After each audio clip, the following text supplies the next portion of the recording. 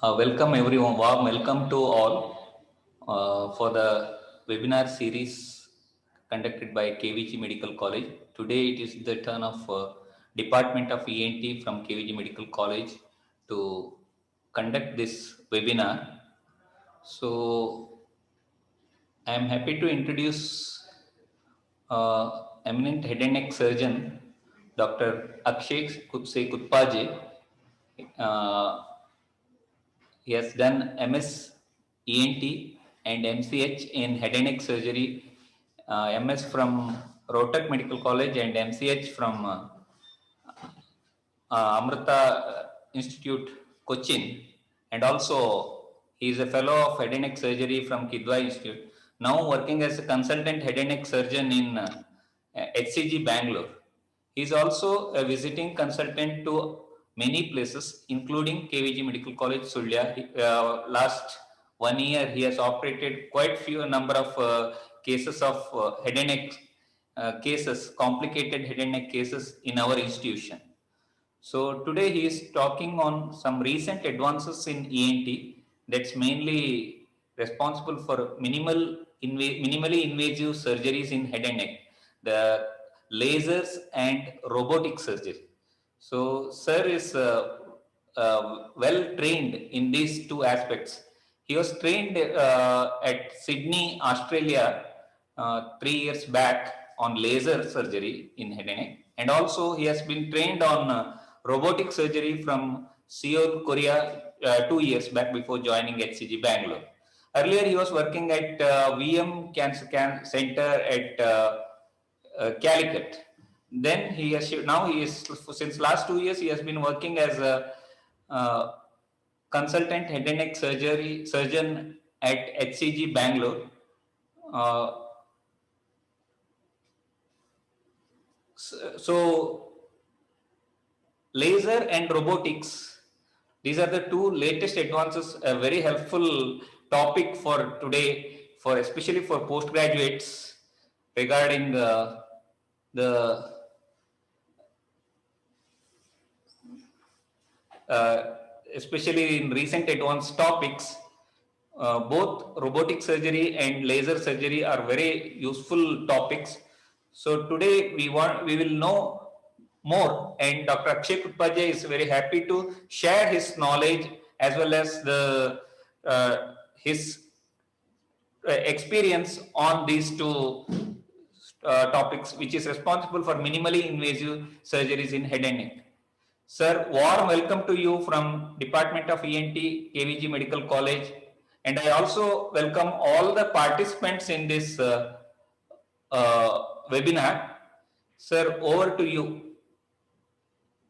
Thank you, sir. Thank you for that kind introduction.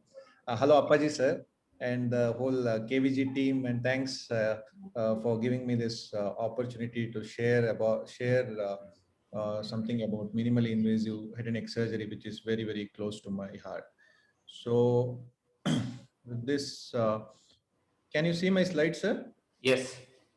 So as sir just mentioned, I will be talking about minimally invasive head and neck surgery, that is lasers and robotics in head and neck.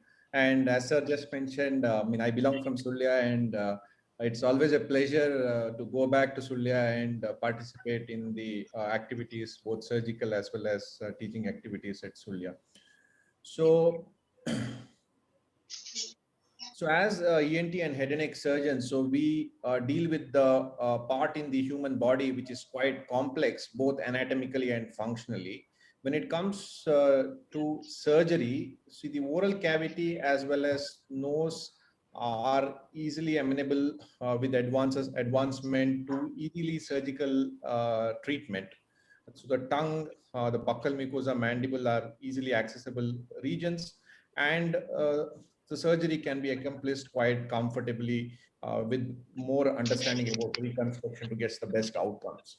However, when dealing with the oropharynx as well as the hypopharynx and the larynx, these are deep-seated lesions, and by using conventional techniques, it is very, very difficult to operate on this region. So just to reach the oropharyngeal lesion, traditionally with conventional techniques, you may have to split up the mandible, you need to cut through the lip, you need to resect and go through normal tongue and floor of mouth musculature to just reach the area of interest.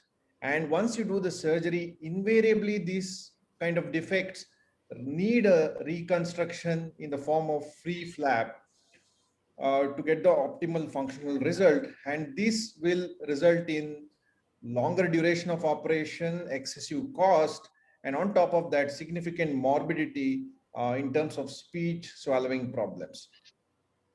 So people have tried to modify the current available instruments. They've tried headlight, long cautery, longer instrumentation to deal with this region, these deep-seated location.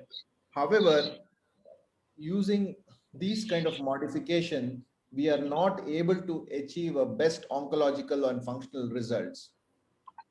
When you look at larynx, advanced laryngeal cancers of these kind, where the tumor is involving multiple subsite, when the patient is having a moderately advanced disease or a large benign tumor, these patients again cannot be operated with traditional techniques. The standard operation until the 90s for all, irrespective of what the lesion was, used to be a total laryngectomy. Even though the total laryngectomy has been well understood and performed by surgeons across the globe, even though we were able to achieve significant oncological control when it comes to cancer, this surgery resulted in a significant morbidity in the form of having a permanent stoma, loss of speech, loss of taste, and because of this morbidity, people were looking for alternative options of curing these group of cancers, which are moderately advanced. That is, it is involving the significant portion of the larynx. So as a result, there, people tried non-surgical organ preserving options in the form of chemoradiation, and there have been randomized studies which have been done to address this group of patients. And this was a landmark study, the V8 trial, which showed that in a moderately advanced laryngeal tumors, there was no need for performing laryngectomy in all group of patients. And by treating with radiation and chemotherapy, we were able to save larynx in about 60 to 80% of patients without compromising oncological control. And this study was followed by the RTOG trial, which looked at which combination of chemoradiotherapy, whether it is induction chemotherapy followed by radiation, or radiation with chemotherapy, or radiation alone, had the best benefit. And this RTOG trial done by Arlene Forestier showed that concurrent chemoradiation was the best organ preserving non-surgical options in this group of patients. As a result, from the 90s, the advanced laryngeal cancers were taken away from the surgeons, and it was mainly treated with chemoradiation. However, when you look at the data on survival, once the non-surgical organ preservation, that is chemoradiation, was practiced, all the sites in the body, the survival improved, except for the larynx, where larynx and the hypopharynx, where the survival dipped. The probable reason for this is an indiscriminate use of this chemoradiation protocol, and there is a need to look at organ preserving surgical options. Now, with the advances in technology in the form of lasers, robotics, with good understanding of lasers and robotics in other sites, we can extrapolate that understanding and treat this group of patients rather than treat all patients with non-surgical chemoradiation protocols, where we are seeing we might be overusing it and we may be compromising outcomes. We can use this technology to treat these patients surgically, still preserving the organ. So what are the organ preservation options available with? We have transoral laser microsurgery as well as transoral robotic surgery. So in this presentation, which I shall briefly touch upon our experience on in robotic surgery as well as transoral laser microsurgery, which are the sites we are using it and what have been our outcomes. So the robot it is works by the master and slave principle. The robot is uh, operated by the surgeons. So the robot has mainly three components. So it has the vision cart, which is in the left corner. The patient cart, the patient cart has the instrument arms in the patient cart, which is connected to the surgeon console, where the surgeon remotely can move the robotic instruments and perform the operation in a very technically challenging areas, exploiting all the benefits or maneuvering ability of these robotic instruments. There are different models, generations of robot. So we have the Da Vinci SI system at our hospital. The XI and the new kid in the block is the Da Vinci SP robot, where it has a single port through which all the instruments come out and it's able to perform the operation. So it is probably not installed in India as of yet, but in South Korea and other Western countries, it is very much in practice now. If you can see the difference between the older generation to the SP port, the older generation had four arms articulated through the four articulating arms, whereas the SP, it is the single port through which the arms can perform the operation. So it can perform surgeries in very, very tiny confined spaces. So this is how the arms look like. So you have a cannula through which you can place the robotic instruments. So in the X version of the robotic, you have 8 mm instrument. The advantage of SI instrument, which we have at our center, is that we have the 5 mm instrument, which are apt to perform surgery in the head and neck.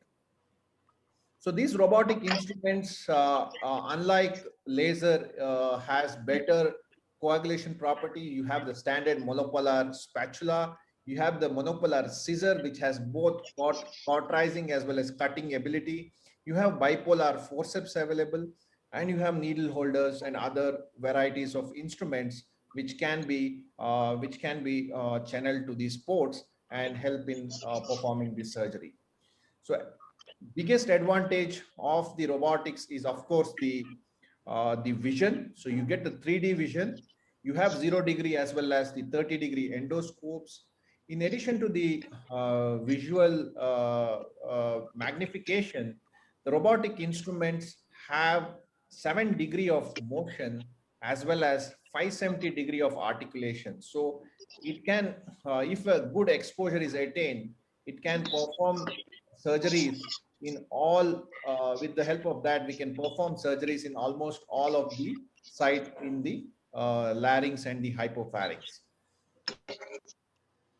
So this is a small video which I picked it up from the YouTube, which is the Da Vinci SP robotics. So it is a single articulating arm, and you have got the four instruments, that is one endoscopes and three articulating instruments, which come through a single cannula, and then it can really perform surgeries in confines. Probably if this SP robotic system is freely made available, then I think there may be a tectonic shift in how the surgeons will play a role in head and neck surgery, especially the larynx and hypopharynx.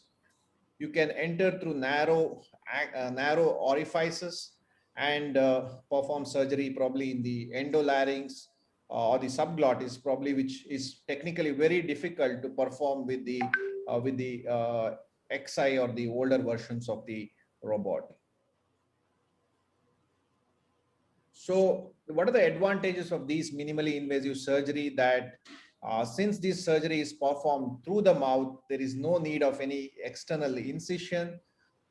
These group of patients usually, because of the lesser surgical exposure, they have a better functional recovery.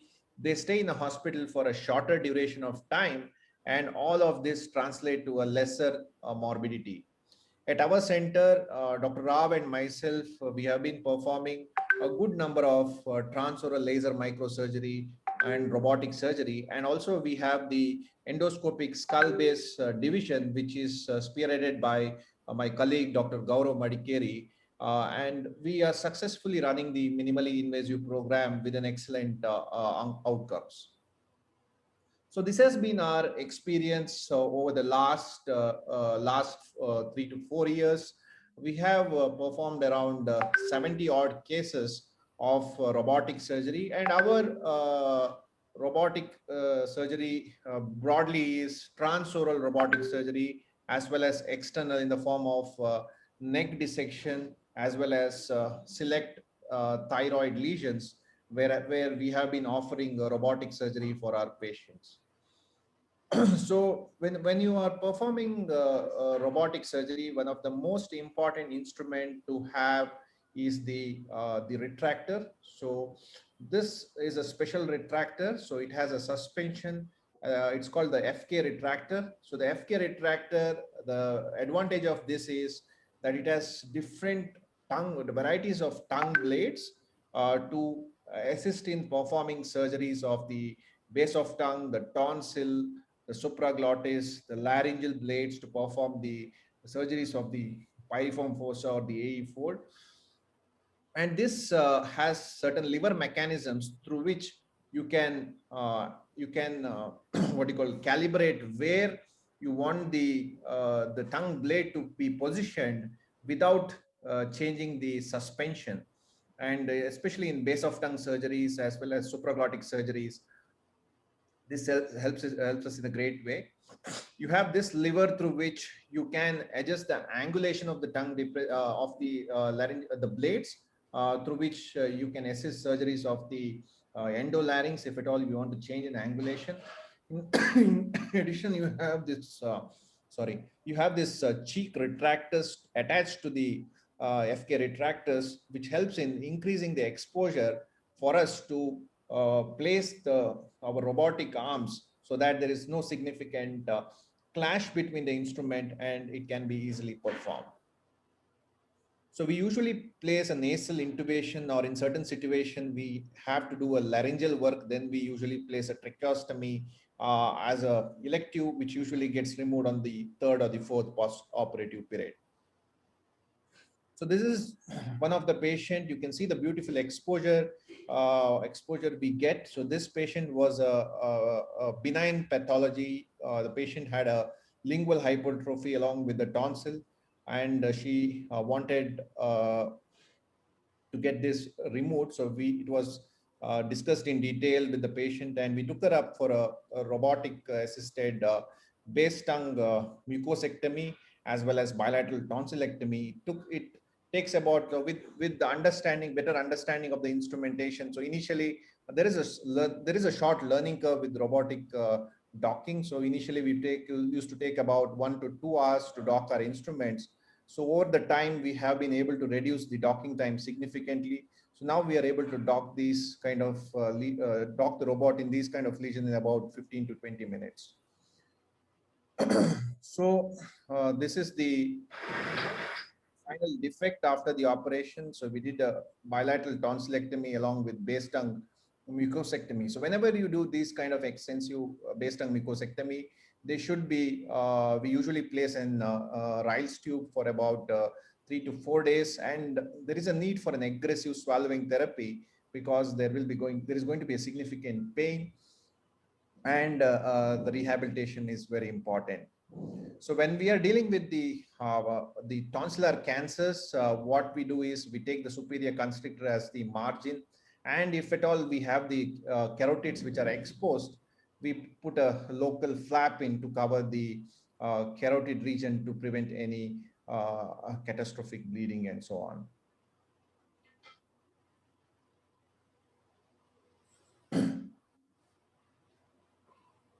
So other indication for our transoral robotic surgery is mainly the salvage situations where patients had failed chemoradiation. So this case in point is a patient with the base of tongue, advanced base of tongue cancer, who was treated with the chemoradiation. And when on the follow-up PET CT scan and clinic evaluation, endoscopic evaluation, we found that there was a residual disease in the base of tongue crossing midline. If you look at traditional way of dealing this recurrence, 99% of the times this patient would have ended up with a total glossectomy plus minus laryngectomy, which had a significant morbidity.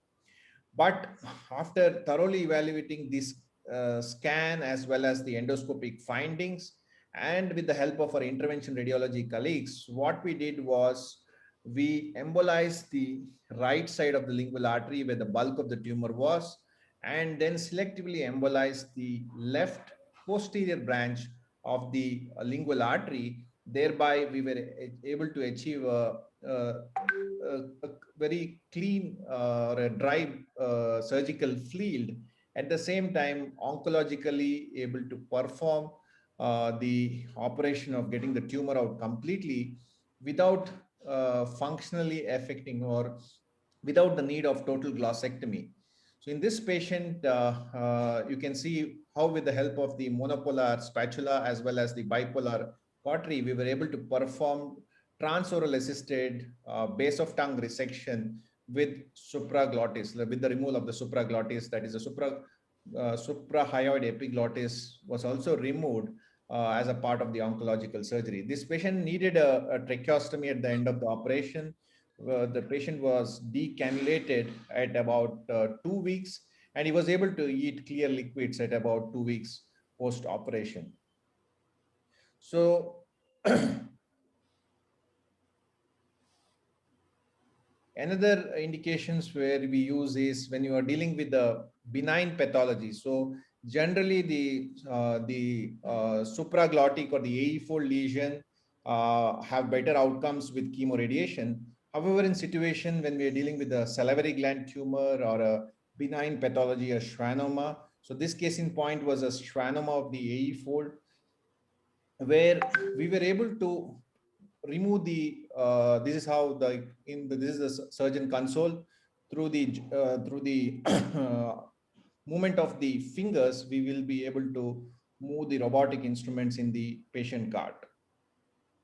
So as I told, we have got the SI robotic system, and this is the 5 mm spatula, and then we were able to remove this tumor completely without the need of any open incisions.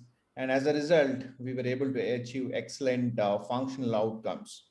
So basically there will be an assistant who will be sitting in the head end of the patient, and he will be handling the suction through which he will be sucking the fumes, as well as if there is a need to clip any large caliber vessels with the help of laryngeal Liga clips, the assistant sitting in the head end of the patient will control the hemostasis on the instruction of the console surgeon. So, so that's how we were able to remove the whole of the lesions. You can see that's the endolarynx. You get the beautiful visualization of the larynx. And these patients, when you do this kind of an extensive resection, do need significant support from our rehabilitation team to get them off from their feeding tube as well as the tracheostomy tubes. So this video is just to demonstrate the ability of the robotic instrumentation to reach even up to the apex of the pyriform fossa. So you can appreciate this is the arytenoid AE fold, and this gentleman who presented with a lesion in the right pyriform fossa extending to the apex of the pyriform fossa. So we just took the patient for an examination under anesthesia. So this patient just had a robotic esophagectomy from our surgical team, and then unfortunately he had a second primary in the piriform fossa, and the patient was very keen to consider for a robotic excision of this lesion. However, we had a look at the examination under anesthesia, but since we were dealing with the piriform fossa hypopharyngeal lesion, where there is a significant risk of submucosal spread, we didn't contemplate robotic surgery in this case. We just performed a biopsy, and the patient went for chemoradiation. But even if we deal with some even the piriform, just this video is just to show you that even the piriform fossa region is quite well accessible to robotic instrumentation. And if at all we encounter any salivary gland pathology, or if any benign tumors, transoral robotics can be contemplated in this group of this site as well. So this is one more patient which we had performed a DL scopy a couple of days back. So this patient basically had a papillomatous lesion involving the posterior pharyngeal wall, right at the level of the just above the cricopharynx.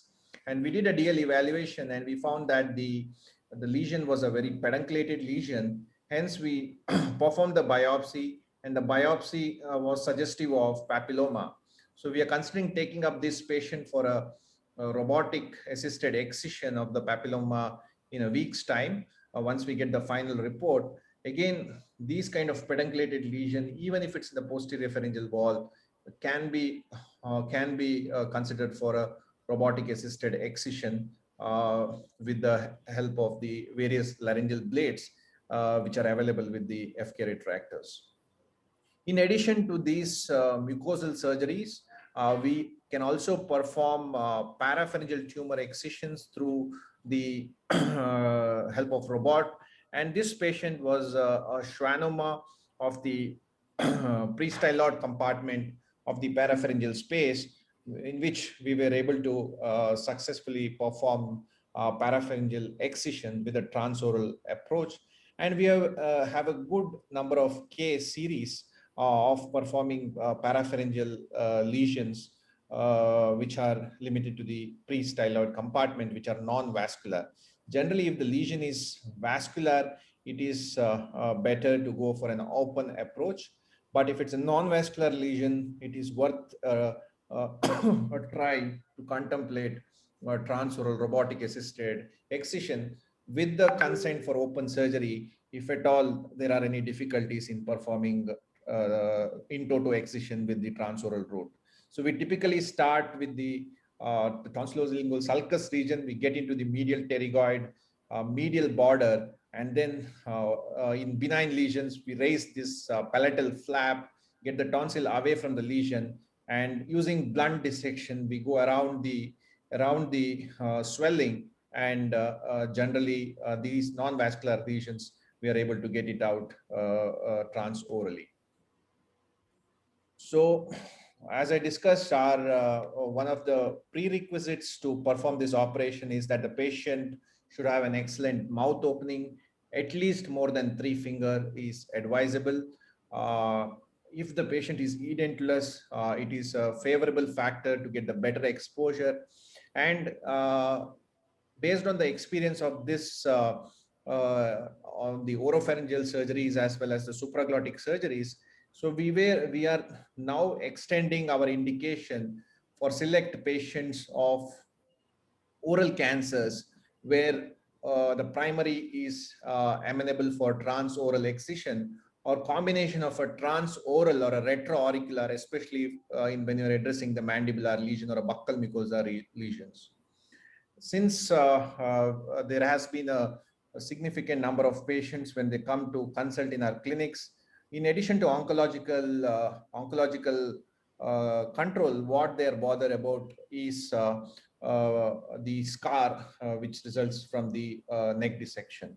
So based on the request from our patients, we have been selectively selecting our patients or giving the option of the expertise to perform robotic assisted neck dissection as well as reconstruction with the help of our reconstructing team in this group of patients, where the primary is amenable for transoral excision and the neck is node negative. That is, there is no clinical lymph nodes or radiologically positive lymph nodes.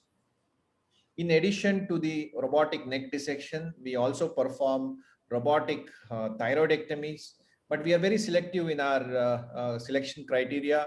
So we consider robotic surgery for benign tumors, or if it's a malignancy, solitary thyroid nodules, which are less than 4 centimeter in diameter. We do offer patients with remote access, that is retroauricular robot assisted thyroidectomies. Mainly advantage is just the scar is hidden and it is mainly cosmetic. So this is just a case in point of a patient with a tongue malignancy. So this patient he was a T2 squamous cell carcinoma of the tongue, which was very well amenable. Patient had a good mouth opening, was very well amenable for a conventional open approach transoral excision of the primary.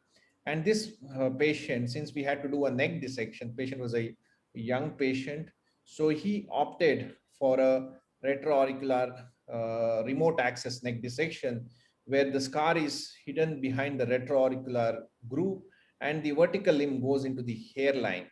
And then we raise the skin flap using headlight and the long instruments.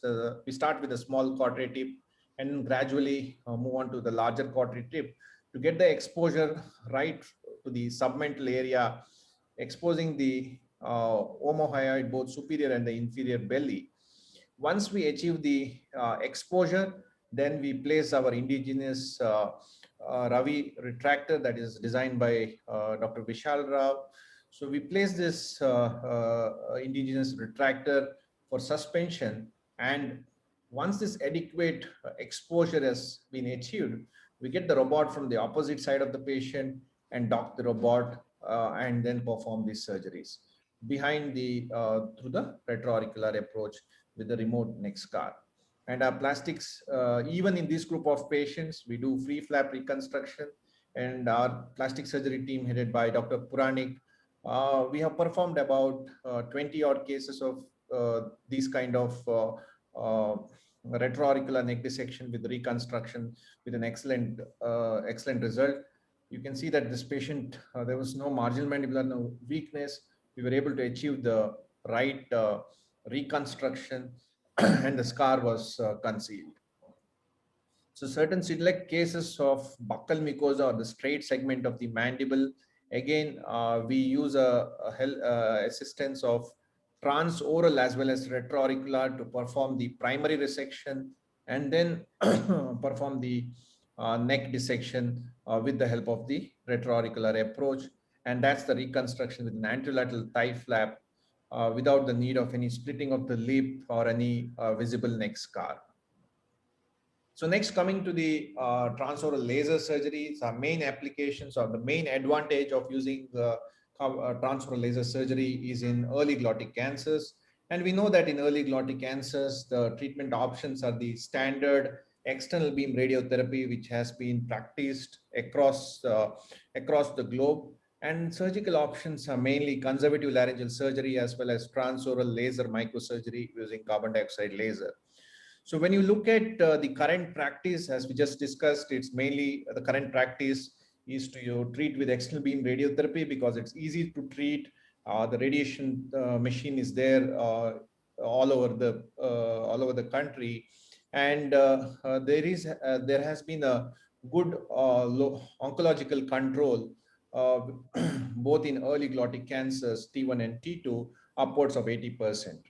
If you look at historical data using conservative laryngeal surgery, not even T1, T2, but surgeons have been able to achieve better cancer control even in T3 group of patients.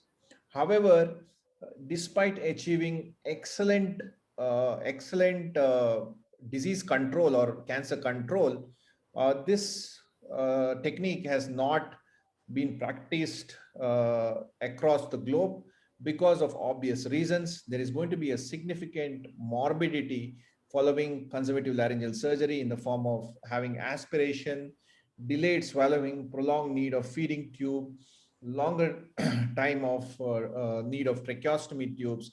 And despite all of these, patient will end up with a poor quality of voice and increased stay in the hospital as well as cost. As a result, despite the advantages of the documented advantage of conservative laryngeal surgery, there has been a declining use of this open conservative laryngeal surgery because of these problems, as well as lack of training as well as experience to perform this operation. So the current options really are external beam radiotherapy as well as transoral laser microsurgery.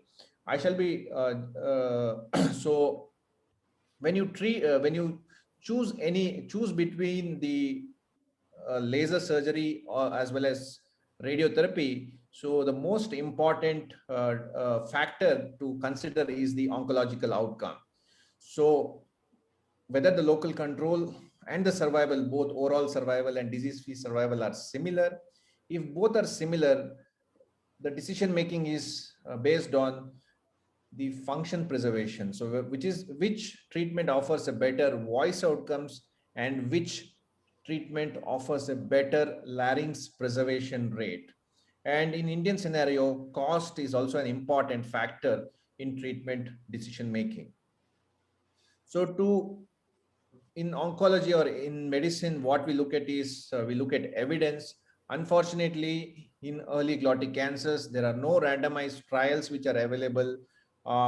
So we need to resort to the prospective and the retrospective case series of both radiotherapy as well as the transoral laser surgery to make these decisions. And the meta-analysis and reviews are just of these prospective and retrospective series. So we mainly have to rely on prospective and retrospective case series to make our decision between radiotherapy as well as transoral laser microsurgery.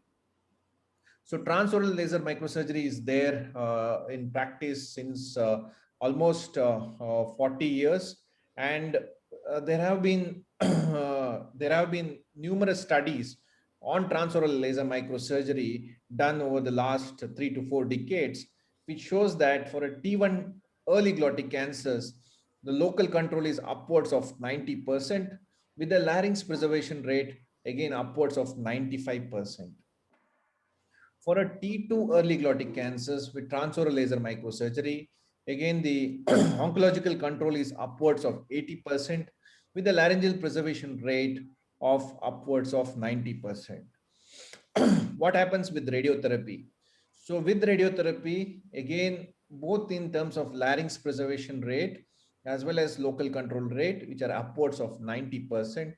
And for a T2 group of patients, the local control is slightly lower compared to that of the transoral laser surgery, probably because of the selection bias for patients when they take up for transoral laser microsurgery. But the literature tells that for a T2 early glottic cancers, the local control is about 80%, but the laryngeal preservation rate is slightly lower than that of the transoral laser microsurgery. So in addition to this, and the meta-analysis shows that in select cases, transoral laser microsurgery is a superior modality if cases are selected appropriately in terms of both cancer control as well as larynx preservation rates. So, but most important factor is to select your cases appropriately so that there is no failure. So how do you select your patients for transoral laser microsurgery? The patient should have a good laryngeal exposure. If there is a lesion which is extending to anterior commissure, those are not good candidates to take up for transoral laser microsurgery. Any lesions which is extending posterior, that is it is involving the arytenoid or the posterior paraglottic space, those are not ideal candidates, because in this group of patients, when you excise the arytenoids as well as the posterior glottis, there is going to be significant swallowing issues, and patients with previous microlaryngoscopy, biopsy, or a radiotherapy again are not good candidates for transoral laser surgery. So you need to choose your patients appropriately to get the good outcomes.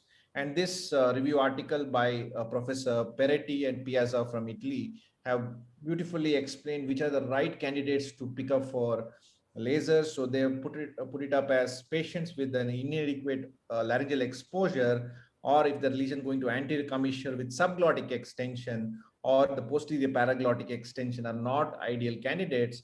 And based on this article, our selection criteria is quite similar to what Professor Peretti has alluded in his article. These are our contraindications for transoral laser microsurgery, because when you're dealing with early glottic cancers, these are curable cancers with single modality, and we are not justified by treating this group of patients with transoral laser surgery if we cannot get the tumor out completely and then referring to radiotherapy. So you need to be very selective in your cases. Only when you're able to achieve oncological resections, you should consider them for a transoral laser microsurgery. Again, radiotherapy, there are a certain group of patients which fail despite being in early stage, similar to that of the transoral laser surgery.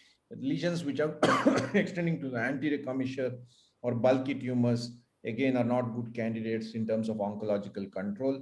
But however, these group of patients generally get treated with radiotherapy. So when you look at the larynx preservation rate, the larynx preservation rate is better with transoral laser microsurgery, because if at all there is an unfortunate recurrence, still we have an option for doing a re-laser and getting the patient cured, or we have an option for the open conservative such as the supraglottic or a supracricoid laryngectomy, still preserving the larynx. And if at all you don't have the expertise to perform open surgery, you still have the radiotherapy down the sleeve to treat this group of patients. As a result, the transoral laser microsurgery has a better organ preservation rate when treated upfront in early glottic cancers compared to that of radiotherapy, because if at all there is a radiotherapy recurrence or a residual disease, majority of them, these patients end up with a total laryngectomy. Hence, the larynx preservation rates are lesser than patients for considered for upfront transoral laser surgery. If you look at the functional outcomes, voice is one of the important factor to make a decision of treatment. And studies have shown that for early glottic cancers, when the extent of resection is that is from type 1 to type 3 chordectomy, meaning when you have to remove the ocal ligament or a one-third of the ocalis muscle as a part of the oncological resection, the long-term outcomes, voice outcomes, are comparable to that of radiotherapy. And this has been studied both by objective as well as subjective voice outcome evaluation in large group of studies, that type 1 to type 3 chordectomy has equivalent voice outcomes compared to that of radiotherapy. Cost is another important factor for decision making, and there is no doubt that transoral laser microsurgery is a very cheap procedure, because majority of these are done as daycare procedure, and the cost is significantly lower compared to that of radiotherapy, both in the form of direct cost, that is treatment related cost, or indirect cost, that is the radiotherapy treatment will go on to 4 to 6 weeks.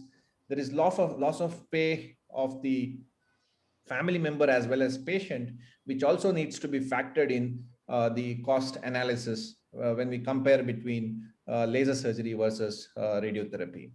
In addition to the oncological efficacy, better organ preservation rate, good voice outcomes if selected appropriately, and cost effectiveness, laser surgery is really a precision surgery where you operate these group of patients through the microscope with a laser cutting tool which has a precision of a millimeter, and you really do a pathological directed site specific excision of this lesion, and you don't unnecessarily remove normal tissue, thereby reducing the morbidity of the patients.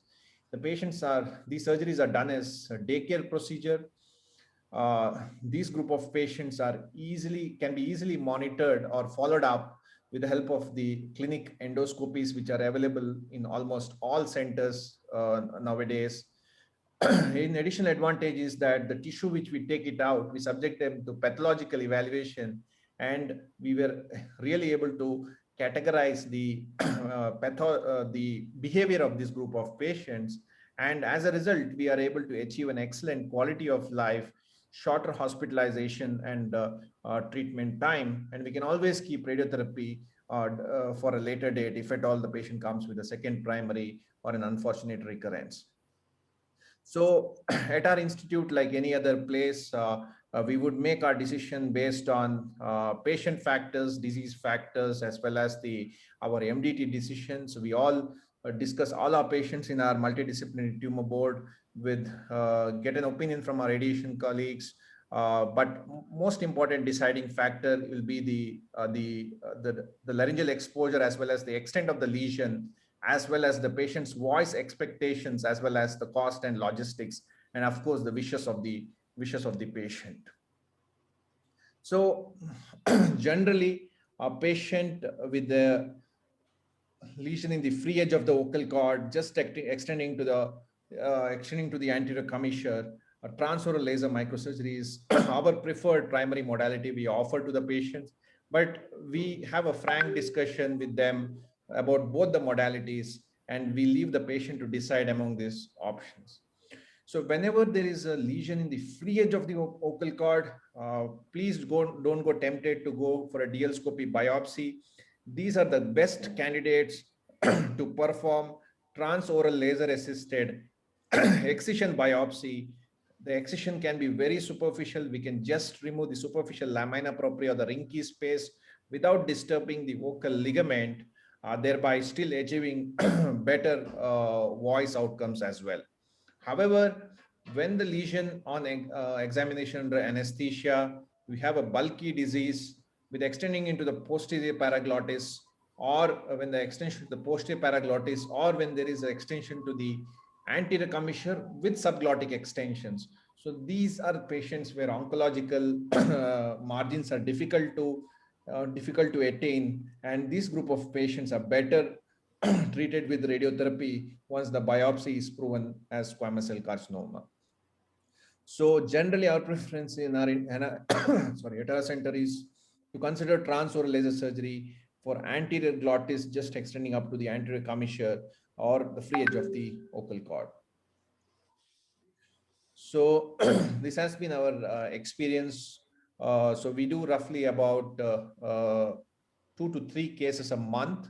And we have been doing some really extensive laser work over the recent times now. So this is a typical setup. So we have the microscopes, which is on the left side. We have the laser machine on the right side, and a micromanipulator, which is coupled to the microscope, where the laser attachments gets coupled. And this is the laryngoscope in the suspension. We have the vision card through which our whole team is able to view the operation, and the nursing team is able to assist us during this procedure. So there are a few case capsules. So this patient was presented to us with a change in voice, and endoscopy showed a lesion in the left vocal cord. So we have a narrowband imaging facility, so that helps us in counseling this group of patients and ascertain the kind of a type of the pathology. So on narrowband imaging, this looked like a type 2 pattern, which was more benign looking. However, in view of the leukoplechic lesion and about 5 to 10% chance of harboring invasive carcinoma, we discussed this patient and considered for a laser-assisted excision biopsy. So all our patients, we do a Hopkins evaluation under anesthesia. First, what we do is we make sure that we have an adequate laryngeal exposure with the laryngoscope under suspension. We place wet neuropathies in the free edge of the vocal cord to cover the endolaryngal tube. That's the wet neuropathy which is placed covering the endotracheal tube. We don't routinely use laser tubes. We use the standard microlaryngeal tubes. For early lesion, what we do is we do a saline injection to ascertain the depth of the infiltration. So when we inject the saline, if the lesion gets pushed up, so that means that the lesion is limited to the rinky space, and we can get away with just a type 1 cordectomy with an excellent outcome. So in this patient, we performed a type 1 cordectomy, not disturbing the vocal ligament. This was performed yesterday. So this patient immediate post-op had an excellent voice as well. So we evaluate all our patients with a preoperative, both objective and subjective voice analysis, and we follow it up with a follow-up voice analysis in all our patients. So this is another case, a 54-year-old male patient, advocate, presented with a hoarseness of voice of 4-month duration to one of our colleagues in Tumkur. So this our ENT doctor from Tumkur, after doing in clinic endoscopy, since the lesion was in the free edge of the vocal cord, he thought it should be patient should be given an option for a laser surgery. He was referred to us. On clinic evaluation, we found that the lesion was in the free edge of the vocal cord, just extending to anterior commissure. Narrowband imaging showed a type 3 pattern. So we had a discussion with this bilateral vocal cords were mobile. So we had a discussion with the patient and the family, gave them the option of both laser surgery as well as DL evaluation, biopsy, and then made decision making if positive for radiotherapy. However, patient opted for a transoral laser assisted excision biopsy, and you can see this beautiful type 2 cordectomy where we were able to preserve the vocalis muscle, but for oncological or the to perform a proper excision biopsy, we had to remove the anterior two-third of the vocal ligament. And these group of patients, even though the immediate voice may be slightly inferior because of the little phonatory gap, at 3 months or 6 months, the voice is near normal, and the voice is not inferior basically. So we have a standard operating procedure to orient these specimens, because once we excise these specimens are really tiny, and we need to get out through the very narrow laryngoscopes or tiny confines. It's very important to orient them appropriately to get the optimal pathological evaluation. So we have a standard operating procedure for that. We use a liquid paraffin block, and then we pictorially represent the vocal cord, and then pin it with color coded pins, and then we paint it to doubly make sure that we don't get disoriented with the specimen. And then we ourselves take these specimens to the pathology lab, where we make sure that the orientation is proper. And then our pathologist, and we subject all our patients to frozen section, where our pathologists give us the report in about 30 minutes. And in this patient, the biopsy turned out to be squamous cell carcinoma, and the margins were clear. It is circumferential margin was more than 1 millimeter. It's important to note that in early glottic cancers, early glottic lesions, margins is required is 1 millimeter. Unlike other head and neck sites, we aim for a 1 centimeter margin. So this is another case in point. 8-year-old patient had 2 microlaryngeal biopsies prior. He didn't want to undergo. He on endoscopy had a suspicious lesion in the left vocal cord extending up to the anterior commissure, and we took him up for an examination under anesthesia. And we told that if at all we get a good exposure, the patient had an option for a laser assisted excision, and the patient opted for the laser assisted excision. The patient had a synechia of the anterior commissure because of the previous 2 biopsies. And we also look at the subglottis. And in this group of patients, what we do is, when the anterior commissure visualization becomes difficult, we remove the part of the false vocal cord to get the third dimension. And in this group of patients, when you do this kind of an extensive resection, if at all there is any carbonization, we make sure that we wipe it off with a wet neural patty, so that the post-op granulation formation is reduced. And even these kind of an extensive resection, we extubate the patient and discharge these patients on the same day, unless we encounter any significant bleed in the anterior commissure or the posterior commissure, where we anticipate there is a risk of secondary hemorrhage, we would keep these patients in for a day. So you can see this, and this endoscopy was done about 7 days. That is on the first follow-up. You can see the healthy slough formation. And when this patient came to us at 2 months, we saw generally when we do this kind of extensive resection, we see this granulation tissue formation. And with the help of narrowband imaging, we can kind of categorize between a narrowband imaging versus a suspected disease. And on narrowband imaging, it showed a type 2 pattern. And then hence we discussed with the family, put them on some steroid and kept them on close follow-up. And if you see this same patient, the follow-up at 6 months, uh, with conservative measures, the granulation had completely disappeared, and the vocal cord has had healed beautifully. So the granulation tissue disappeared on its own, but there's a bit of anterior synechiae formation. But the patient was reasonably satisfied with this voice, and this is the voice outcome at 6 months. When the sunlight strikes raindrops in the air, they act as a prism and form a rainbow. So the patient had a reasonably good voice. So when you deal with squamous cell carcinoma, as I told, our indications are very, very selected.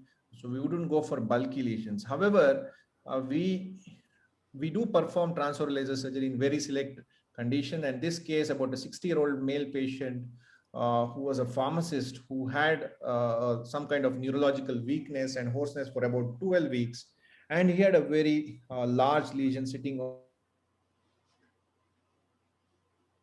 one of a colleague in Bangalore had attempted excision, and then he thought it was not possible to get it out completely. Hence, he referred to us for an opinion with the biopsy being already done, which was suggestive of spindle cell lesion. So we discussed with our colleague, and then we did performed an MRI. So MRI was showed a well-defined lesion in the false vocal cord without extralaryngeal extension, but it was looking very well defined. Hence, we discussed with the family and we told that we would consider for an intraoperative evaluation. If the lesion is amenable for laser, then we would consider it. Otherwise, we would consider an open surgery in this patient. Surprisingly, on intraoperative evaluation, we found that the lesion was pedunculated, the ventricle was free, and the peduncle was sitting on the free edge of the vocal cord. There was no subglottic extension. Hence, we took it up for a laser-assisted excision biopsy excision. So we were able to achieve a circumferential margin of 5 millimeter, and this was the post laser defect. So we went about a centimeter to the subglottis. We went right up to the thyroid, perichondrium, and the paraglottic space, and posteriorly up to the arytenoid. When you do this kind of extensive resections, the voice outcomes get significantly affected. So in this kind of situation, it's better to leave a bit of carbonization to facilitate granulation and bulking up of the paraglottic space to reduce the phonatory gap. So the final histopathology turned out to be a low-grade myofibroblastic sarcoma. And then in this patient, we were able to remove the feeding tube as well as the tracheostomy tube at about 2 weeks time. And this was the endoscopy of the patient at about 2 weeks. And this patient, even though he was able to eat and drink with the speech and swallow rehabilitation, his voice outcomes was not so great. He was not very happy with the voice, but he was still able to eat and drink. But with the help of transoral laser surgery, we were able to avoid a laryngectomy in this patient. So when you're dealing with early glottic cancers, even though there is no level 1 evidence, transoral laser microsurgery is in selected T1, T2 tumors without significant anterior commissure and subglottic extension have a comparable both oncological as well as functional results when compared to radiotherapy. However, when you're dealing with bulky tumors with significant posterior paraglottic extension, I think it is better to consider for radiation. So finally, I would like to thank my mentors, Professor Shanai and the Kidwai team, Professor Iyer and the Amrita team, Professor Palm and the team from Sydney, and my mentor and colleague, Professor Vishal Rao. And we have been conducting series of teaching activities in this minimally invasive head and neck surgery, in laser surgery, as well as robotic surgery. And we would encourage younger colleagues as well as postgraduates interested in this specialty to please contact us if you guys are interested. Thank you. Akshay, it was a very nice presentation. Actually, to the latest advances we have read in textbooks how it is done. Actually, we could see with your video clippings. There are quite few questions asked. It is there in the chat box.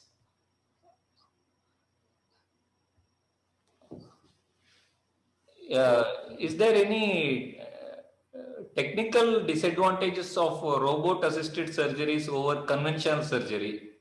And is there any provision to have console to command by surgeon from one place or one country and robotic arms performing surgery in another country?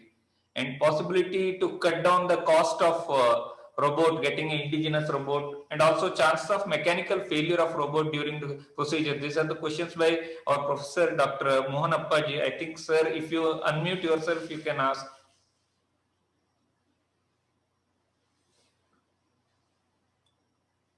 Appaji sir, you are muted.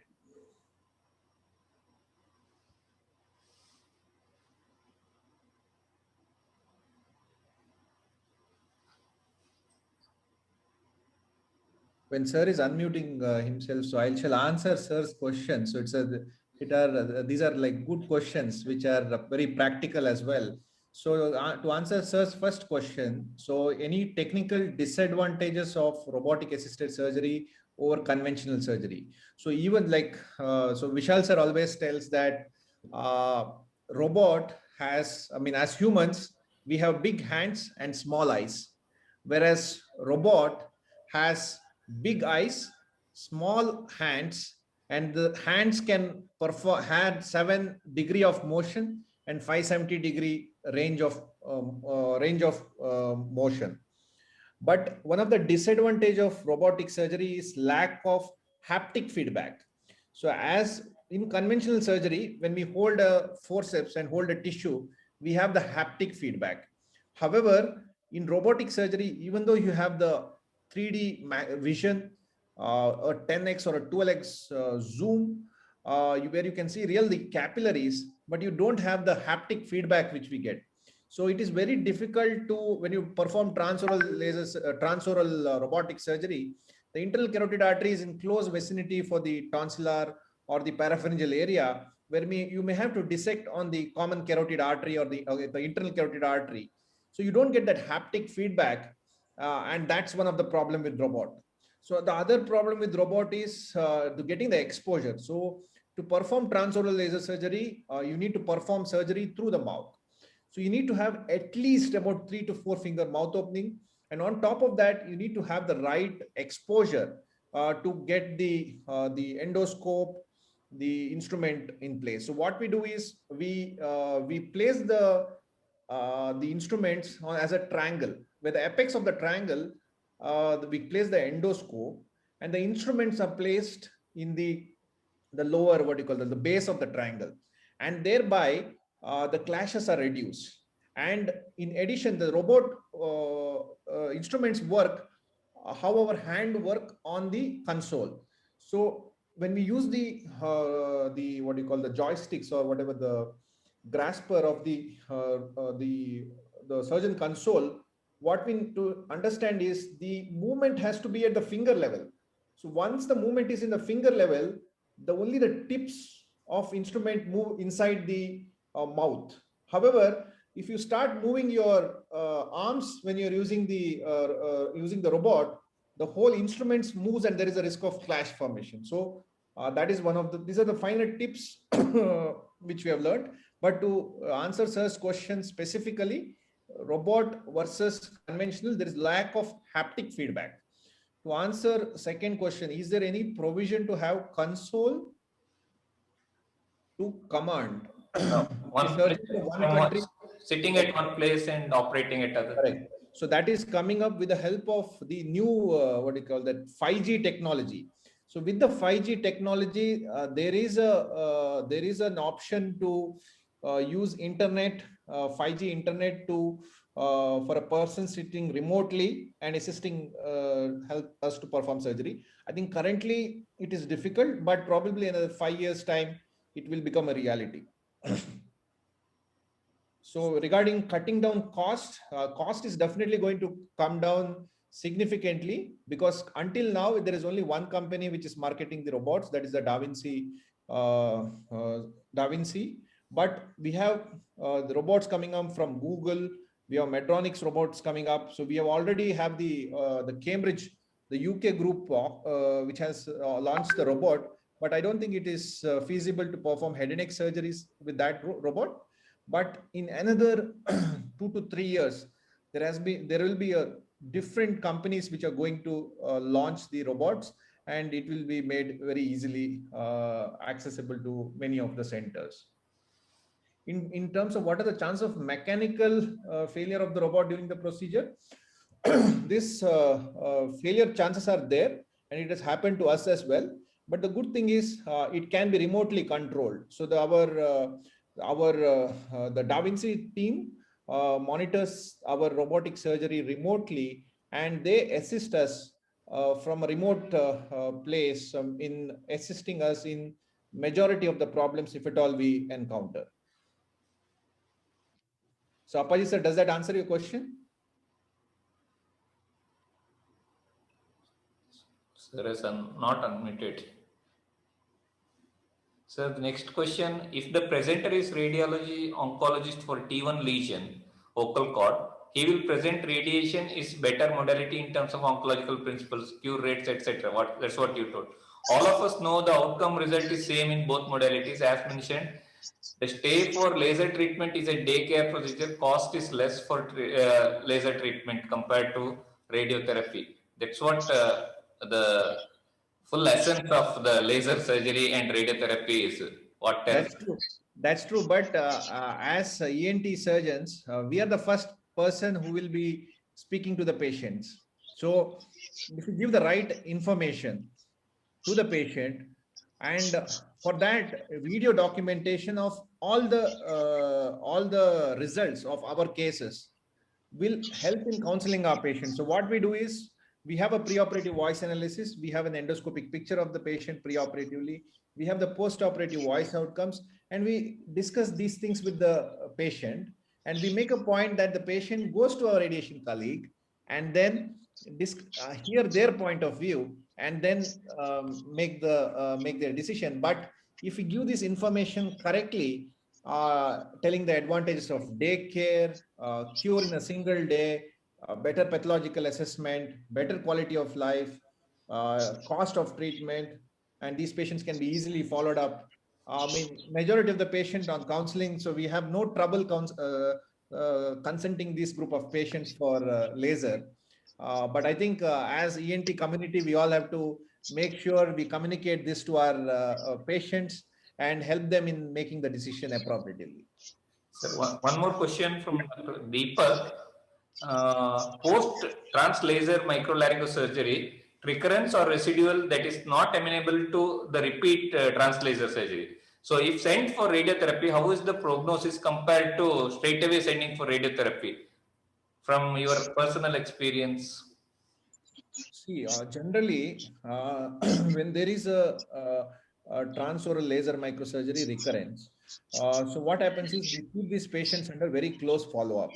So we see these patients every 2 months, or we tell them that if there is any significant change in your symptom, please come and see us or see an ENT colleague in your town. So with this strict follow-up, we are able to pick these lesions quite early. But the most important thing is to have a very regular follow-up. However, if the patient comes back with the with the lesion with the fixed vocal cord, automatically it gets upstage, and then the outcomes will be slightly poorer compared to the early glottic cancers. But this will not happen if you select your cases appropriately. So you select your cases, take the patient for an examination under anesthesia, and only when you have an adequate exposure, then contemplate laser surgery, so that you will be doing justice to the laser surgery as well as to your patients. But if there is a recurrence following transfer laser surgery, if they keep them to close follow-up, generally you pick them early and still you will be able to salvage. However, if they get lost for follow-up, then invariably, if there is a recurrence or a residual disease, they may come up with an advanced stage, and then the outcomes will be definitely inferior because you're seeing them in an advanced stage. Thank you, sir. I think the question he got his answers. Sir, Appaji, sir, you. Yeah. Yeah, now it is unmuted. Thanks, Akshay. It was a beautiful presentation and it shows your skill and shows your interest to the community also. Now, actually, I have another question also. Can I ask one more question? Yes, sir. Akshay? Please. Please, sir. Please. Yeah. Now, laserizing the cord lesion or any tissue in the larynx, is histopathologically, is it, I mean, can they give a correct report? Because we excise the tissue normally and send it for histopathology. Many times we don't get a proper report also. So, many times some deeper biopsies and all may be required. Sometimes they ask for us. And with the laserized tissue, will the histopathology picture will alter? It's again a very important point. So what is important to while performing transoral laser surgery is that we use a very fine focused beam when you're performing this laser surgery by getting your settings right. That is, you're getting the working distance right, getting the focus length on the right on the micro manipulator. So we have a very focused knife-like laser beam where you are able to cut with minimal collateral damage. That is, when you have a focused beam, there is no charring. Despite using a focused beam, there is going to be about 0.3 millimeter of charring tissue or cauterizing thing, which may cautery artifact. There might be about 0.3 millimeter of cautery artifact, and that may hamper histological evaluation. So what is important in addition to this is the proper orientation of the specimen. So that is why at our center, we have a standardized operating procedure for specimen orientation. That is, so what we do is under microscope, we use the 2 millimeter straight beam to measure our excision margins.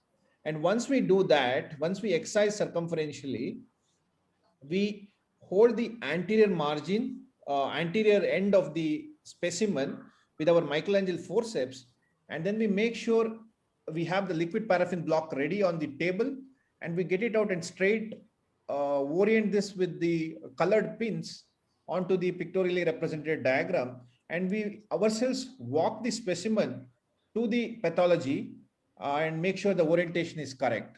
So the orientation is very important to get the appropriate pathological evaluation. And in terms of laser beam affecting the margins, it doesn't significantly affect. There is about 0.3 millimeter of cautery artifacts or the laser artifact, which we see under the microscope. But since we are operating under magnification, under microscope, we are not bothered about the superficial margin. We are only bothered about the depth. Okay. I got it. Yeah. So, Akshay, so if there are no queries, I think you have given solutions to most of the doubts. And also, I'm thankful for a elaborate discussion on both these topics. Though these two are very vast topics, I think the surgeries have given interest among the younger generation who have attended this to get some interest in this new field. about robotics and laser surgery and the carrier option. So from Department of ENT, I am thankful to Dr. Akshay for giving this lecture, guest lecture on our webinar series. Thank you, Akshay. Thank you, sir. I am also thankful to all the participants. I think Dr. Renukanand from JJM Davangere also participated. Seniors like Dr. Renukanand has participated in this discussion. I'm thankful to you, sir. Appaji sir, all my ENT colleagues, postgraduates, and all the interns or undergraduates, whoever has participated in this discussion. Thank you, one and all. Thank you, Akshay, again. Yes, sir. Bye, sir. Bye. Thank you. Bye bye. Bye, bye, bye.